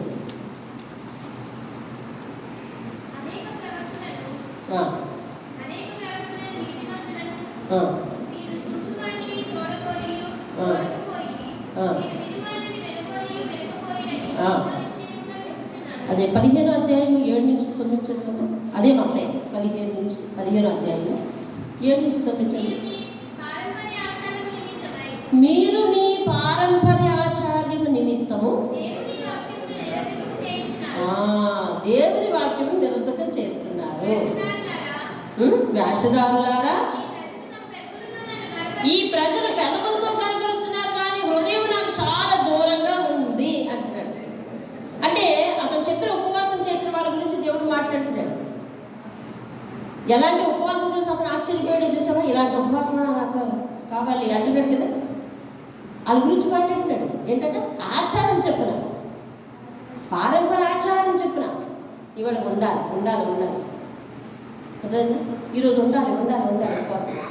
లోపం అంతా చేస్తారు, నేను కూడా ఉండాలి ఈరోజు అని ఆచారం చెప్పున చేసి జీవిస్తూ ఉంటే ఆ రోజు దుఃఖంగా మొహం పెట్టేసి, నువ్వు ఉపాసన అలాగన్నావు, నేను ఉపాసన అలాగన్నాను అని వేషధారణ చేస్తూ అంటే కథలతో చూపిస్తున్నారు కానీ హృదయం దూరంగా ఉందండి. ఆ హృదయంలో నేను చెప్పిన దుర్గుణాలు సద్గుణాలు ఏంటంటే ఇది ఇలా పెట్టాలి. 29 యెషయా గ్రంథం 13వ వచనం. యెషయా 29 యెషయా 29:13 చూడండి. ప్రభువు ఇలాగ సెలవిచ్చుచున్నాడు, ఈ ప్రజలు నోటి మాటతో నా యొద్దకు వచ్చుచున్నారు, పెదవులతో నన్ను కనపరచుచున్నారు కానీ తమ హృదయంలో నాకు దూరంగా చేసుకుని ఉన్నారు. ప్లస్ వారు నా ఎడల చూపు భయభక్తులు. అదే మానవ విధులను బట్టి నేర్చుకో. అదేందా ఆదివారం నెలలో మొదటి ఆదివారం రొట్టె ఆదివారం నాడు బాగా నీరసంగా కనిపిస్తారు. ఎందుకని ఉపవాసం ఉండి కొంతమంది తీసుకోవాలని ఒక లెక్క. అందరూ ఉపవాసం ఉంటే తీసుకుంటారు. మేము రొట్టె రోజండి మంచిని కూడా ముట్టకుండా మింగకుండా రొట్టె తీసుకుంటాను. మంచిది అయినా ఆ తర్వాతే ఎప్పుడు రొట్టె తీసుకున్న తర్వాతే 3 అయితే 3 అవ్వమంటే 4 అయితే 4 అవ్వండి, ఆ తర్వాతే తీసుకుంటాను. హృదయం ఎలా ఉంది? ముందది సరైందా? నిష్టేనా? నియమంలోకి వెళ్ళిందా హృదయం? దేవుడు నా నియమం ఒకటి ఉంది. నీ హృదయాన్ని కనికరంతో నింపుకోవడం నా నియమం. నియమం చేయనంటున్నావు, నిష్ట పాటిస్తానంటున్నావు. నిష్ట ఏమైంది? పారంపర ఆచార్యం చెప్పున మా అమ్మ అట్లా చేసింది, నేను ఇట్లా చేస్తున్నా. మా తాత అట్లా చేసాడు, మా అమ్మ అట్లా చేసింది, మా అమ్మ అట్లా చేసింది, నేను ఇట్లా చేస్తున్నా. అంతే. అబ్బే మా వంశం ఎవరు లేదని కనుక ఏదైనా తిని రొట్టె తీసుకుంటాం. అదా అయితే ఏంటి ఇప్పుడు నీ మనసు ఎవరికి అంగీకారం? దేవునికి అంగీకారమేనా? నీ పద్ధతి దేవునికి అంగీకారమేనా? నువ్వు చేసే ప్రార్థన దేవునికి అంగీకారమేనా? పక్క వ్యక్తితో సమాధానం లేదు. నువ్వు మింగకుండా రొట్టె తీసుకుంటే ఎవరికి లాభం? అయితే ఏం పరిస్థితి చూసాను. నీ ఇంటిలో మీ ఇద్దరికి సమాధానం లేదు, మీ ముగ్గురికి సమాధానం లేదు, మీ నలుగురికి సమాధానం లేదు. ఇంట్లో ఎంతమంది ఉంటే అంతమంది ఉదయాన్నే గుద్దుకొని వచ్చారు. ఉమ్ము మింగవా? పారంపరాచార్యమా? నిష్ట నియమమా? దేనికి పేటేస్తున్నా? పవిత్రాడు తెలుస్తుంది. వాళ్ళు చూపిస్తున్న భయభక్తులన్నీ కూడా మనుషుల పారంపరాచారాన్ని బట్టి చూపిస్తున్నారు తప్ప వారి హృదయం నాకు దూరంగా ఉంది. ఇప్పుడు ఆయనకి అటాచ్ చేయవలసింది ఏదైనా ఉంది అంటే, ఆయన పాదాల దగ్గర సబ్మిట్ చేయవలసింది ఏదైనా ఉంది, ఎన్క్లోజ్ చేయవలసింది ఏదైనా ఉంది అంటే, ఆయనకి ఇవ్వవలసింది లేదా తీసుకురావలసింది, ఆయన పాదాల దగ్గర కట్టవలసింది ఏదైనా ఉంది అంటే అది ఉదయం ఏమి ఇస్తాం. అది లేకుండా ఏదేదో పెట్టుకొని అనేసుకున్నాను, ఏం చేయను అనేసుకున్నాం. ఏమనుకున్నాం? ప్రతి వారం ఉపవాసం ఉంటానని అనుకున్నాను. అనేసుకున్నాను ఏం చేయను ఇవాళ ఫంక్షన్ పడిపోయింది, అనేసుకున్నాను ఏం చేయను ఇవాళ పిక్నిక్ పడిపోయింది. మానే అనేస్తున్నాను అంతే కదా. నిర్గమకాండం 2వ అధ్యాయం 23-24 చూడండి. నిర్గమకాండం 23-24 త్వరగా సమయం అయిపోతుందని వెళ్ళిపోవాలి.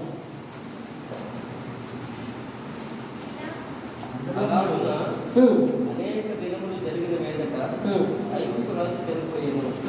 ఇశ్రాయేలీయులు తాము చేస్తున్న వ్యక్తి పనులను బట్టి మొదలుపెట్టుతుండగా తమ వ్యక్తి పనులను బట్టి వారు చూస్తున్న మొర దేవుని యొక్కకు చేరెను. ఐగుప్తీయులు పెట్టిన మొర, వెట్టి పనిలో ఐగుప్తీయులు పెట్టిన మొర ఎవరికి చేరిందంటే, అంటే నువ్వు ఉపవాసం ఉన్న రోజు వెట్టి పనులు చేయించి ఎవరైనా బాధ పెట్టామంటే ఆ మొర అక్కడికి వెళ్ళిపోతుంది. ఉపవాసం ఉండి ప్రార్థన చేసి నీ మొరలతో ముందు అర్థమవుతుందా? దేవుని మాటను జాగ్రత్తగా పట్టుకోకపోతే దేవుని తప్పడానికి వీల్లేదు. ఆయన అన్ని క్లారిటీగా చెప్తున్నాడు. అర్థమవుతుందండి? అన్ని క్లారిటీగా చెప్తున్నాడు.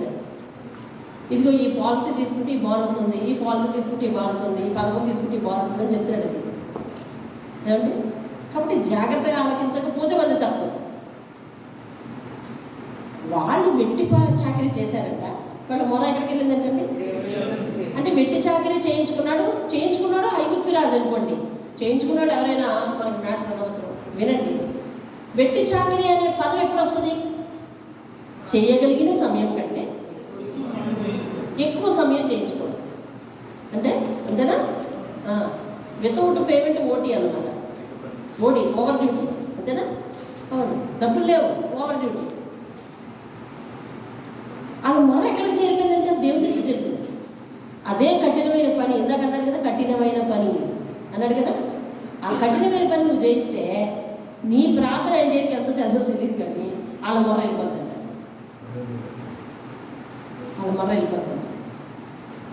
కాబట్టి చూడండి, ఎంతో జాగ్రత్తగా దేవుని వచనాలు మనం చూడాలి. యోవేలు గ్రంథం 2వ అధ్యాయం 13-14 చూడండి.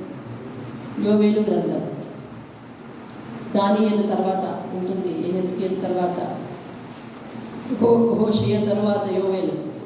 753 2వ అధ్యాయం 13. మీ దేవుడైన యెహోవా కరుణావాస్యములు గలవాడును శాంతమూర్తియు అత్యంత కృపగలవాడునై ఉండి తాను చేయనుద్దేశించిన కీడును చేయక పశ్చాత్తాపపడను గనుక మీ వస్త్రములను కాక అంతకుముందు ఉపవాసం ఉండేవాళ్ళు ఏం చేసేవారంటే వాళ్ళ మంచి వస్త్రాలు చింపేసి ఉపయోగపడకుండా తీసేసి గోనెపట్ట కట్టుకొని ఉపవాసంలో బూడిదలో కూర్చుండేవారు. దేవుడు అదే విషయాన్ని ఇందాక మెన్షన్ చేసి, ఏంటి జమ్ము వల్లే తలదించుకుంటున్నావా, మంచి బట్టలేమో చింపేసి గోనెపట్ట కట్టుకుంటున్నావా, బూడిదలో కూర్చుంటున్నావా? అదే నేను అడిగిన ఉపవాసం. మరి నీ హృదయం ఎలా ఉంది? దరిద్రులను కనికరిస్తున్నావా? ఎవరైనా ఇంటికి వస్తే అన్నం పెడతావా? వస్త్రం లేని వాళ్ళు పెడితే వస్త్రం ఇస్తావా? లేకపోతే అన్ని బట్టలు నాకు పనికొస్తాయేమో అని గురించేసుకుంటావా? అర్థమవుతుందండి. మనం ఎవరికైనా బట్టలు ఇద్దామని ఇంట్లోకి వెళ్ళామనుకోండి, బట్టల షాప్ దగ్గరికి వెళ్ళామనుకోండి, ఇది పనికొస్తాయేమో, ఇది పనికొస్తాయేమో, అన్నీ పనికొస్తాయి, ఇంకేమో అన్నీ పనికొస్తాయి, ఇంకేమో. కాబట్టి అదా అందుకని ఇప్పుడు యోగాలు అంటాడు, చింపుకోవలసిన బట్టలు కాదు, హృదయాన్ని చింపుకోవడం. అంటే హృదయం చింపడం అంటే అర్థం ఏంటండి? అంటే అందులో ఉన్న లిస్టు క్యాన్సిల్ చేయాలని అర్థం. ఇప్పుడు నేను రాశాను లిస్టు, అది పనికిరాదు, కొత్తది చింపే అంటే నువ్వేం చేస్తున్నావు? దాన్ని రద్దు చేస్తున్నావు, క్యాన్సిల్ చేస్తున్నావు, పనికి రాకుండా చేస్తున్నావు. ఇక దానిని వర్తించనివ్వవు, దాని పని లేదు నీకు. ఉపవాసంలో కూర్చొని ఏం చేయాలంటే పాత హృదయాన్ని చింపేయాలి, ఆ చీటీ రద్దు చేయాలి, ఆ జాబితా రద్దు చేయాలి, ఆ లిస్టు రద్దు చేయాలి. ఇప్పుడు చెప్పు, లోపల్లో వాడు ఉండేటట్టు ఉపవాసం చేసి ఉదయాన్నే తలస్నానం చేసి ఏమండి ఇంకక్కడి నుంచి కడగా ఉండి, నేను ఉపవాసం నా గదిలో రాకండి, నేను ఉపవాసం నా గదిలో రాకండి, నేను బైబిల్ చదువుకుంటాను, నాతో మాట్లాడుకుంటుంది, ఇదే ఉంటే ఉండు. ప్రత్యేకంగా నీ బాధ్యత ఏమన్నా ఉంటే పక్కన పెట్టున్నావో ఆ ఉపవాసం చదవదు, అదేదా? కాబట్టి అటువంటి పరిస్థితి దేవుడు అంటే హృదయం కాదు, బట్టలు కావు చెప్పుకోవాల్సినవి. పద్ధతి వచ్చిన ఒకవేళ మీ హృదయం చెప్పుకొని ఆయన తట్టు తిరగండి. దేవుని స్తోత్రం కలుగుతుంది.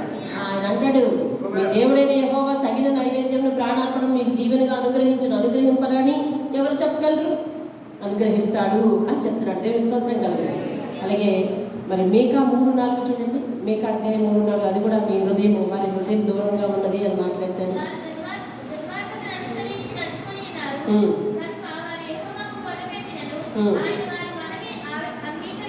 అంగీకరించడం అదిగోండి. నువ్వెందుకు కనిపించాలని అడుగుతున్నారు కదా వాళ్ళు.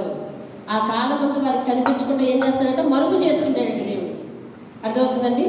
దేవుడు కనిపించకుండా మరుగు చేసుకుంటాడంట. అట్లనే 112 కీర్తన 5:9 చదవండి, ముగిద్దాం. 112 5:9, 5-9.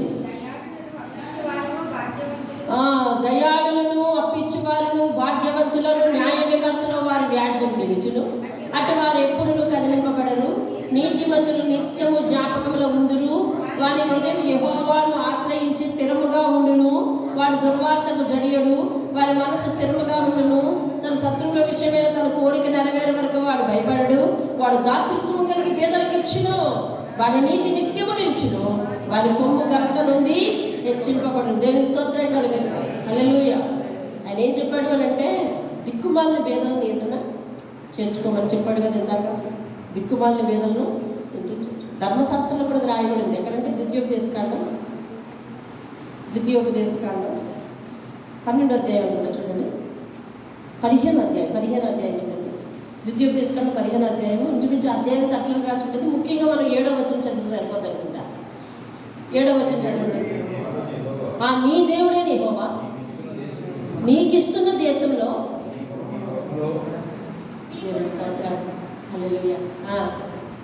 నీకు ఇచ్చుచున్న దేశం చదవండి అమ్మా. ఇప్పుడు నీ పొరుగులలో నీ సహోదరులలో ఒక భేదవాడు ఉంటే నీ పేదవాడైన నీ సహోదరుని కరుణింపకుండా నీ హృదయమును కఠినపరుచుకోకూడదు. చూసావా, హృదయాన్ని కఠినపరుచుకుంటున్నావా? నేను ఏం చేయమన్నాను? దిక్కుమాలిన పేదలకు ఆ రోజు ఇవ్వమన్నాను ఏదైనా అంటే ఆ దేవుడి దగ్గర కూర్చొని ప్రార్థన చేయడం మానేసి మీరు పంచడానికి వెళ్ళిపోవద్దు. దేవుడి దగ్గర నుండి కూర్చోడం మానేసి మన బియ్యం ఎవరికోళ్ళకి ఇవ్వాలి, మన ఆహారం ఎవరికోళ్ళు ఎదురు చూడొద్దు. అసలు నీ కంటికి ఎదురైనప్పుడు నీ కన్ను ఎందుకు మూసుకుని కట్టుపరుచుకుంటున్నావు ఇవ్వకుండా? అది అడుగుతాడు దేవుడు. అదే అన్నాడు, నీ కంటికి ఎదురైనప్పుడు ఎందుకు కళ్ళు మూసుకుంటావు? అసలు ఎందుకు హృదయాన్ని టైట్ చేసుకుంటావు? వస్త్రం లేని వాళ్ళు కనిపిస్తే వీరు వాళ్ళంటే మురుగుతాయేమో, పెట్టినట్టే మురుగుతాయేమో తెలుసా? యేసుక్రీస్తు ఆజ్ఞ అయితే 2 చొక్కాలు ఉంటే ఒక చొక్కా ఇమ్మన్నాడు, అంతేనా? 2 వస్త్రాలు ఉంటే 2 ఉంటే ఒకటి ఇచ్చిమన్నాడు. మనకేమో 10 ఉన్నాయి, ఏది ఇవ్వాలి తెలియదు. అందువల్ల ఇబ్బంది వచ్చేస్తుంది. కాబట్టి ఇవ్వాలి. దేవుని స్తోత్రం, హల్లెలూయా. ఇవ్వాలి. ఏమిటి? కొత్తగా నువ్వు తగ్గించుకున్నావు, ఆ నీళ్ళు ఎవ్వరూ తీయకుండా చాలా జాగ్రత్తగా కాపాడుకుంటున్నా, ఎవ్వరు తోడకుండా చాలా జాగ్రత్తగా కాపాడుకుంటున్నా. కొన్నాళ్ళు బాగుంటాయి ఆ నీళ్ళు. ఏం చేస్తే బాగుంటాయి చెప్పండి? ఏం చేస్తే బాగుంటాయి చెప్పండి? మరోసారి చెప్పండి, ఏం చేస్తే బాగుంటాయి? అది చిన్న పుట్ట అయినా తోడాలండి, తోడితే రుచి మారి బాగుంటాయండి అండి. కొత్త ఓట వస్తుంది. దేవుని స్తోత్రం. చిన్న ఓటైనా కానీ తోడాలండి. మాసిదోనియా సంఘం వారంట బహు పేదలంటండి అసలు, కానీ వాళ్ళ ఇచ్చుటిలో మాత్రం గొప్ప దాతృత్వం ఉంటుంది. హల్లెలూయా. అంటే ఇప్పుడు దానం చేసే గుణం ధన సంపదను బట్టి ఆధారపడి ఉండదు. దానం చేసే గుణం ధన సంపాదన బట్టి ఆధారపడి ఉండదు. ఇచ్చే మనస్తత్వంలో ఆధారపడి. దేవుని స్తోత్రం. హల్లెలూయా. వాళ్ళు ఇస్తారండి, వాళ్ళు ఇస్తారు. వాళ్ళ మనకు ఉండద్దు అంటే ఈ డైలాగ్ నేను నా పాత సంఘంలో విన్నా. ఎంత ఇస్తున్నావు? 200 ఇస్తున్నానని చెప్పింది. నేను 100 రూపాయలు ఇచ్చాను, అంతేనండి. కట్ అందరూ 100. జరిగిన విషయం చెప్తాను. సరే అందరూ ఆమె తిరస్కరించి, లేదండి 200 ఇద్దాం అనుకున్నాను కదా, ఇప్పుడు మళ్ళీ వెనక్కి ఎలా తీసేసుకున్నాను? మీరు అందరూ వెనక్కి తీసేశారు 100, నేను ఎలా తీసేస్తానని అడిగాను. తీర్చుకో నీలా మాకు సాగద్దు. ఎంత చక్కగా అంత పాలకొండలో చిన్న చేదు ఇసిరెత్తే సరిపోయేది. అలాంటి పరిస్థితి. మాసిదోనియా సంఘం వారంట బహు పేదలంటాడు, కానీ వాళ్ళ ఇచ్చుట్లో వాళ్ళకున్న దాతృత్వం గురించి పౌలు రాశాడు. దేవుని స్తోత్రం. అప్పుడు ఇచ్చుట, పేదలను ప్రేమించుట, లేకపోతే సేవ చేయటం అనేది దేని మీద ఆధారపడి ఉంటుంది? నీ గుండె ఆపరేషన్ చేయించుకున్నావయ్యా, ఎండల్లో తిరగబాకు అని నేనంటే అర్థమైందా? పని లేదు, పట్టణం లేదు, వచ్చే సంపాదన లేదు. కానీ 2 రోజుల నుంచి ఆ బ్రిడ్జి కింద పేదలు ఎండలో పడి ఉంటారండి. వాళ్ళకి ఆహారం ఎట్ట వస్తుంది అనేసి ఎక్కడి నుంచి తెస్తున్నట్టు తెలీదు, తీసుకెళ్ళి ఆహారం పంచడానికి వెళ్ళిపోతున్నాడు. నువ్వు ఎండలో తిరగయ్యా, సాయంత్రం వెళ్ళంటున్నాను నేను. మీకు అర్థమయ్యే ఉంటుంది, పేరు అవసరం. సరేనా? ఏం చేస్తున్నావు అసలు? కంటికి కనిపించిన వాళ్ళకి చెయ్యి దొలకపోతే ఉపవాసం ఉండిపోతాను, నిష్ఠ దీక్ష 40 దినాలు అంటావేంటి? నాకు ఇష్టమైన ఉపవాసం కాదని అని చెప్తున్నాడు దేవుడు. దేవుని స్తోత్రం కదా. కాబట్టి ఆయనకి ఇష్టమైన ఉపవాసాన్ని చేస్తే మనకి ఎట్లా ఉంటుందని చెప్తా ఉన్నాడండి. నీ నీతి నీ ముందర నడుస్తుంది, స్వస్థత నీకు శీఘ్రంగా వస్తుంది, నీ మహిమ నీ సైన్యం వెనకటి భాగంలో కావాలి కాస్తుంది. అప్పుడు నీవు పిలువగా యెహోవా ఉత్తరమిస్తాడు, నీవు మొర్రపెట్టగా నేనున్నానంటాడు. చీకట్లో నీ వెలుగు ప్రకాశిస్తుంది, అంధకారం నీకు మధ్యాహ్నం వలె ఉంటుంది. యెహోవా నిన్ను నిత్యము నడిపిస్తాడు, క్షామకాలంలో ఆయన నిన్ను తృప్తిపరిచి నీ ఎముకలను బలపరుస్తాడు. నీవు నీరు కట్టిన తోట వలె ఉంటావు, ఎప్పుడు ఒక చెట్టు నీటి మూట వలె ఉండదు. అటువంటి ఉపవాసం చేద్దాం. విశ్రాంతి దినాన్ని కూడా చాలా జాగ్రత్తగా పాటిద్దాం. దేవుడు తన యొక్క అదే ఇప్పుడు చదివాగా 9వ వచనం 8 నుంచి 8 నుంచి రాసుకోవచ్చు 10వ వచనం వరకు వచ్చినట్టు మాట అదన్నీ దేవుడిచ్చే ఆశీర్వాదాలు. కాబట్టి ఉపవాసం ఫలానా రోజు చేయాలని పెట్టుకోవద్దు. పెట్టుకుంటే మంచిదే, పెట్టుకుని నువ్వు దాని ప్రకారం కట్టుబడి ఉంటే మంచిదే ఉండు. కానీ అందుకోసం నేను ఈరోజు ఉపవాసం తెలుసు కదా అని చెప్పి ఇంట్లో ఎవరిని నిర్బంధించద్దు. నీ సహాయం ఏమిటో వాళ్ళకి అందించు. అర్థమవుతుందండి. కాబట్టి అన్ని విషయాలు కూడా ముఖ్యంగా ఆడవాళ్ళు జాగ్రత్త పడాలి. పనుల విషయంలో వాటి వల్ల మనకు ఇబ్బంది వస్తుందని, చిరాకు వస్తుందని అలా చేయొద్దు. రేపు ఉపవాసం కాబట్టి ముందు రోజు ఏమైనా ఉంటే పనులన్నీ చక్కబెట్టేసుకొని వాళ్ళకి ఏదో అది కాసి పోసేసి మీరు మీ పనిలో మీరు ఉండాలి. అలాంటి ఉపవాసం చేస్తే చెయ్యండి. గొడవలు పెట్టుకున్న ఉపవాసం అయితే ఉపవాసం రోజు గొడవ వచ్చిందా ఉపవాసం రద్దు చేసేసి కడుపునట్టు తినే అంతే. అర్థమైందా? ఉపవాసం రోజు గొడవ వస్తే ఏం చేద్దాం? ఉపవాసం రోజు గొడవ వస్తే ఏం చేస్తుందనా? ఉపవాసం పక్కనే ప్రభు ఈరోజు కుదరలేదు, అపవాదం అడ్డు వచ్చేసాడని చెప్పే అపవాదం మీద తోసేసి నువ్వు కడుపునట్టు తినే. అంతేగాని ఆ రోజు ఉపవాసం ఉండే ప్రభు ఇందాక నా గొడవలో నేను అదేమో తప్పదా ప్రభు అరకు కూర్చొని ఇంక నువ్వు ప్రార్థనలు కూర్చున్నట్టు నీకు అదే గుర్తొస్తుంది. మనసును దేవునికి అప్పగించలేవు. ఇది ప్రార్థనకు దేవుడికి నీకు పెద్ద అవరోధాలు. అందుకనే దేవుడు వాటిని మెన్షన్ చేశాడు. ఏమండి, మనం సరదాగా మాట్లాడుకోవడానికి కాదు మెన్షన్ చేసింది. అందుకు దేవుడు వాటిని నీకు అవరోధం అదే గుర్తొస్తుంది, ఆ వ్యక్తి గుర్తొస్తుంది. ఇక అందుకని మానేసే కలహము, వివాదము, గుద్దులా లేదు, ఉండకూడదు. మోకరించండి, ప్రార్థన చేయండి.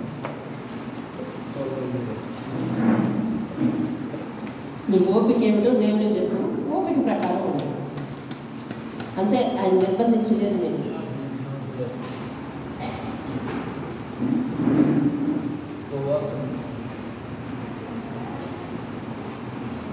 అలాగే ఈస్టర్ తర్వాత ప్రతి ఇంటిలో గంట ప్రార్థన ఉంది. దానికి ఇప్పటికే చాలామంది పేర్లు ఇచ్చారు.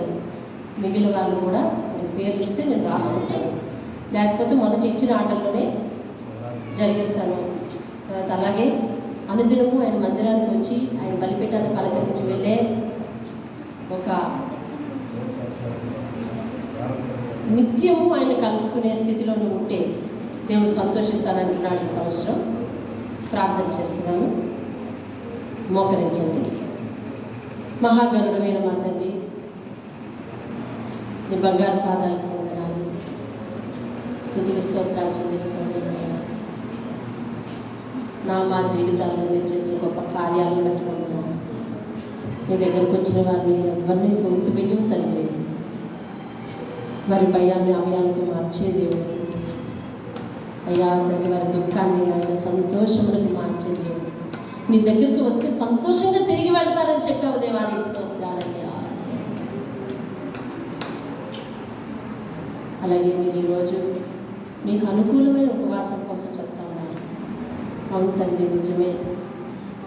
మొదటి దశలోనికి పత్రిక 5వ అధ్యాయం 13వ వచనం నుంచి 12వ వచనం నుంచి కూడా మరి బలహీన పడ్డ వారిని బలపరచుటయు, దుఃఖపడ్డ వారిని ఓదార్చుటయు అని వాక్యం ఉంటుంది. అవును ప్రభు, మాకు జ్ఞాపకం చేసినందుకు వందనాలు. ఇదే కదా నా చిత్తమును నెరవేర్చుట అని అంటున్నాను. నీ చిత్తమును నెరవేర్చుటే నిజంగా ఉపవాసం రోజు చేయవలసిన పని అని మీరు తెలియజేస్తున్నారు. వందనాలు చెల్లిస్తున్నాను ఆయన. ఇప్పటికీ మా ఉపవాస విధానం మార్చుకోకపోతే మార్చుకోమని సెలవిచ్చారే తప్ప మిమ్మల్ని నేను శిక్షిస్తానని మాట్లాడలేదు. మీ ఆజ్ఞ వెనక, మీ నియమాల వెనక ఉన్న అంతర్ధానం మేము అర్థం చేసుకోవడానికి సహాయం చేయండి. మీ నామానికి మహిమ తెచ్చుకుందయ్యా. గద్దింపు వెనుక ఉన్న నీ ప్రేమ, ఆజ్ఞల వెనుకను దాచి ఉంచిన ఆశీర్వాదాన్ని చూడటానికి మా ఆత్మీయ నేత్రాన్ని తెరవ చేయండి బాబు. అంతేగాని ఇప్పటి వరకు ఒక క్రమ పద్ధతిలో ఉపవాసం లేని వారిని నిందిస్తున్నామని కాదు. ఒక మంచి సహృదయంతో మాతో మాట్లాడడం ఆయన. 7వ వచనం నుంచి 11 వచనాల వరకు ఉన్న అనేక ప్రయోజనాలు మా జీవితంలో మనకూరాలని మీ ఆశ. అప్పుడు మీరు పిలిస్తే నేను పలుకుతాను, నేనున్నాను అని ఉత్తరం ఇస్తాను. నీతి నీ ముందు నడుస్తుంది, నీ అంధకారం మధ్యాహ్నపు వెలుగు వలె ఉంటుంది. గొప్ప సంగతి తెలియజేస్తుంది. సహాయం చేయండి. గతకాల తెలియక చేసిన విధేయతను తెలియక చేసిన క్రమము లేని ఉపవాసాల వలన మిమ్మల్ని బాధ పెట్టించుంటామేమో క్షమించు. మీ నామాన్ని మహిమ తెచ్చుకుంటూ మాసిదోనియా సంఘం వలె ఆత్మీయ ప్రార్థనకు మారడానికి సహాయం చేయండి. దీవించండి, ఆశీర్వదించండి. మీరు ఇచ్చిన నీటి పూట అది చిన్నదైనను సరే అందులో నుంచి తోడటానికి సహాయం చేయండి. రుచి మారడానికి సహాయం చేయండి. తరువాత వచ్చే ఆ మధురత్వం వలన మేము ఆనందించడానికి సహాయం చేయండి. మీరే మహిమ ఘనత ప్రభావాలు పొందమని యేసయ్య యొక్క అతి శ్రేష్టమైన నామంలో నన్ను నా కుటుంబాన్ని అయ్యా మీ సజీవ రెక్కల కింద భద్రపరిచినందుకు, సంఘాన్ని భద్రపరుస్తున్నందుకు, సంఘంలో ప్రతి కుటుంబాన్ని కాచి కాపాడుతున్నందుకు అయ్యా ఇంకా ఇంకా నీ మోకాళ్ళ దగ్గర నేను ఆయన నీ పాదాల దగ్గర మోకాళ్ళు ఉంటానయ్యా. సహాయం చేసి నడిపించమని పొందమని యేసు పరిశుద్ధ నామములో అడిగి వేడుకుంటున్నాను పరమ తండ్రి. ఆమేన్, ఆమేన్. యేసు రక్తమే జయం, శివ రక్తమే జయం. ప్రభు యేసు నామములో సంపూర్ణ విజయం కలుగును గాక. అపవాది క్రియలంత నాశనం కలుగును గాక. ఆమేన్. తండ్రి అయిన దేవుని ప్రేమ, కుమారుడైన యేసుక్రీస్తు వారి యొక్క కృప, పరిశుద్ధాత్మ యొక్క అన్యోన్య సహవాసం, సహాయం ఒక మంచి ఆత్మీయ వల్లే మనల్ని మార్చి నడిపించును గాక. ఆమేన్, ఆమేన్. అందరికీ దేవుని పేరు వందనాలు.